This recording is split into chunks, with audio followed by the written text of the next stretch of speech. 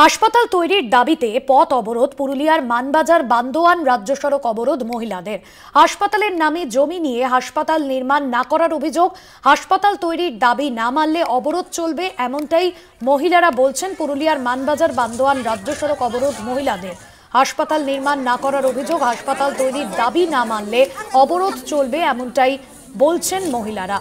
মহিলাদের হাসপাতালের জমি নিয়ে হাসপাতাল বান্দোয়ানের রাজ্য সড়ক অবরোধ। মহিলাদের হাসপাতালের নামে জমি নিয়ে হাসপাতাল নির্মাণ না করার অভিযোগ। হাসপাতাল তৈরিতে দাবি না মানলে অবরোধ চলবে, এমনটাই মহিলারা জানিয়েছেন। হাসপাতালের জমিতে অন্য কোনো নির্মাণ হচ্ছে, এমনটাই অভিযোগ করছেন স্থানীয় মহিলারা। তবে হাসপাতাল নির্মাণ না হলে অবরোধ বিক্ষোভে সামিল হবেন তারা। অবরোধ চলবে, এমনটাই বলছেন তারা।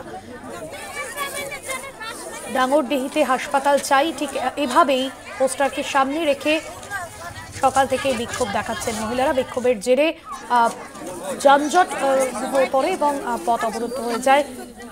হাসপাতালের নামে জমি নিয়ে হাসপাতাল নির্মাণ না করার অভিযোগ করছেন স্থানীয় মানুষজন এবং সেখানে মহিলারা বিক্ষোভ অবরোধে নেমেছেন।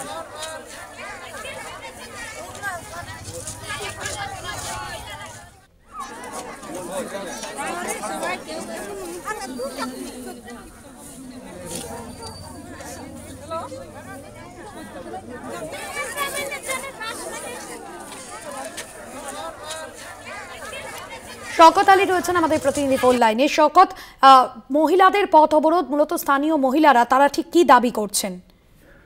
যেহেতু বললা কি কয়েক বছর আগে ওই পুরুলিয়া জেলার মানবাজার 2 নম্বর ব্লকে টাঙ্গরডিতে একটি হাসপাতালের দাবি করেছিলেন স্থানীয় বাসিন্দারা এবং প্রশাসনের পক্ষ থেকে সেখানে বলা হয়েছিল যে সেখানে হাসপাতাল নির্মাণ করা হবে।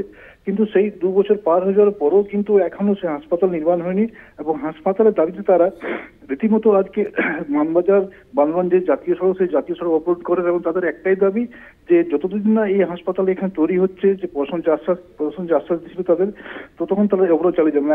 এখনো সেখানে অবরোধ চলছে ঘটনাস্থলে, যদিও সেখানে বড় থানার পুলিশ পৌঁছেছে, কিন্তু তারা তাদের দাবিতে অনড় রয়েছেন এখনো এবং সেই অবরোধ এখনো চলছে ওইখানে। ধন্যবাদ জানাবো। শওকত আলী ছিলেন আমাদের প্রতিনিধি ফোন লাইনে। পুরুলিয়ার মানবাজারে সকাল থেকেই পথ অবরোধে নেমেছেন মহিলারা।